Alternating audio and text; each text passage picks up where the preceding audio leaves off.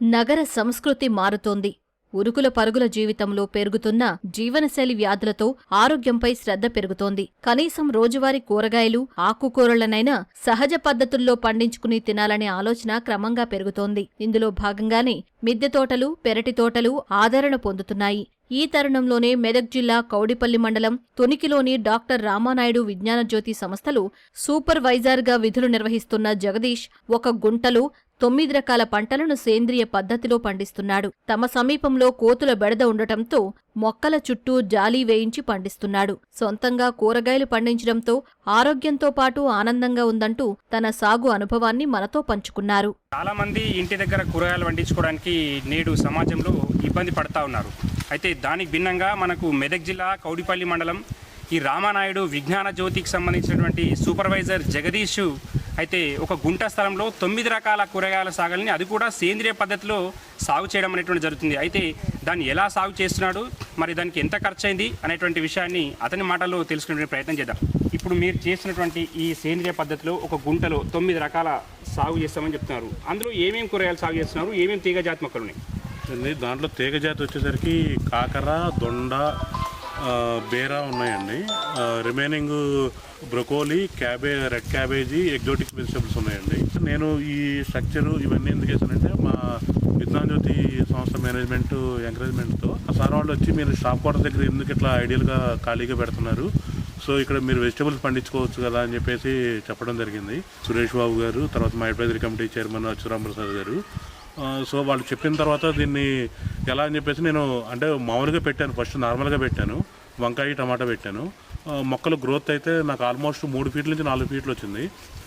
విపరీతంగా ఫ్లవరింగ్ వచ్చింది, ప్లస్ పిందెలు పడ్డాయి. కాయలు వచ్చేటానికి కోతులు ఒక్కడు కూడా దక్కనివ్వలేదండి నాకు. తర్వాత ఇంక దీనికి ఏం చేద్దాము, ఆల్టర్నేట్ ఏం చేయాలి, మనం పెట్టి ఇంత కష్టపడి వేస్ట్ అవుతుందనే ఉద్దేశంతో స్ట్రక్చర్ అరేంజ్ చేసుకున్నానండి. అంటే నాకు సో ఇవి కూరగాయలు ఆర్గానిక్ మోటివ్లో చేయాలనుకున్నాను. ఎందుకంటే మనం బయట కొనే మొత్తం మనకు రసాయనాలతో పూర్తిగా నిండిపోయి ఉంటున్నాయి. దానికి ఏం చేయాలి, సేంద్రీయ పద్ధతిలో చేయటం కూడా ఒక 3-4 మెథడ్స్ ఉన్నాయండి. గతం నాకు ఇంగువ కొట్టండి బాగా రిజల్ట్ వచ్చిందని చెప్పేసి అన్నారు. సరే దాన్ని ముందు ట్రై చేశాను నేను. ఇంగువను పుల్లటి మజ్జిగ కొట్టానండి. పుల్లటి మజ్జిగ దేనికోసం అంటే బూడిద తెగులు వస్తుంది, బూడిద తెగులు కంట్రోల్ అయిందండి. తర్వాత ఇంగువకి నేను వంగకి స్ప్రే చేసిన తర్వాత నాకు ఒక పురుగు కూడా కనిపించలేదండి. నేను 2 టైమ్స్ చేశాను. క్రాప్ ఇప్పుడు నాకు ఆల్మోస్ట్ అంటే ఇంకొక 2 మంత్స్ వస్తుంది. అది కొట్టిన దానికి ఫ్లవరింగ్ బాగుంది.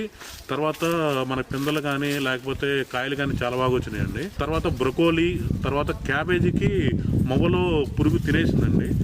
మొత్తం మొవ్వ తినేసిన తర్వాత మళ్ళీ దానికి గట్టరాటం అనేది చాలా కష్టంతో కూడుకున్న పని.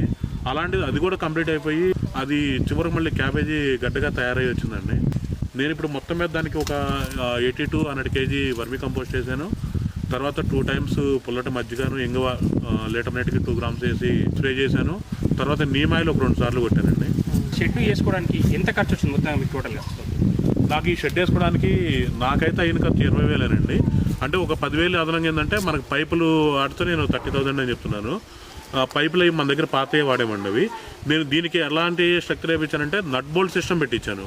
అంటే ఇన్ కేసు ఇక్కడ నుంచి మళ్ళీ మనం ఇంకో ప్లేస్కి మార్చుకోవాలన్నా కూడా ఈజీగా సింపుల్గా మార్చుకునే విధంగా నట్ బోల్ట్తో కంప్లీట్గా బిగించానండి. సేల్ పర్పస్లో పెట్టలేదండి.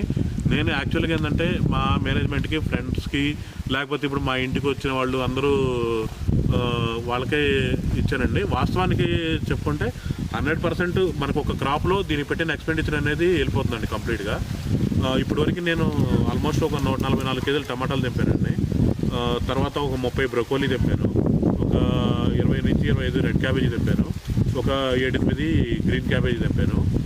వంకాయలు వచ్చి ఒక 60-65 kg తెంపానండి. అయినా కూడా నాకు ఇప్పుడు కూడా పూత, ఫ్లవరింగ్ అనేది చాలా బాగుంది వంగకి. చాలా మంది ఏంటంటే ముఖ్యంగా ఇప్పుడు ఇంటి ముందర కూరగాయలు వేయడానికి అనాసక్తి చూపిస్తారు. అంటే రెడీమేడ్ కూరగాయలు తీసుకోవడానికి చాలా మంది ఇష్టపడుతుంది. అట్లాంటిది మీరు ఇంటి ముందర ఒక గుంట స్థలంలో ఇన్ని రకాల కూరగాయలు పండిస్తుంది. అయితే మీకు ఈ కూరగాయల సాగు చేయాలన్న ఆలోచన ఎలా వచ్చింది? ఇంకేం లేదండి, మా మేనేజ్మెంట్ కూడా కొంచెం ఆర్గానిక్ వెజిటబుల్స్ అంటే చాలా ఇష్టపడతారండి. దాని తోడు ఇప్పుడు మనకేంటంటే మన పిల్లలకు కానీ ఎవరికి వెజిటబుల్స్ వాళ్ళు ఏ చెట్టు నుంచి ఏ కూరగాయ వస్తుంది అనేది ఎవరికి తెలియదండి. సో నేను మా పిల్లలకు కూడా చూపించడం కోసం అని చెప్పేసి నేను అసలు అది చూద్దామని చెప్పి ట్రై చేశానండి. ప్రతి ఒక్కరు కూడా తమ ఇంటి ముందర సేంద్రియ పద్ధతిలో తమకు కావాల్సినటువంటి కూరగాయలను పండించుకుంటే తమ ఆరోగ్యాన్ని తాము రక్షించుకునే వాళ్ళం అవుతామని చెప్పడం జరుగుతుంది. శేఖర్, మెదక్ జిల్లా, కౌడిపల్లి, తునికి నుండి.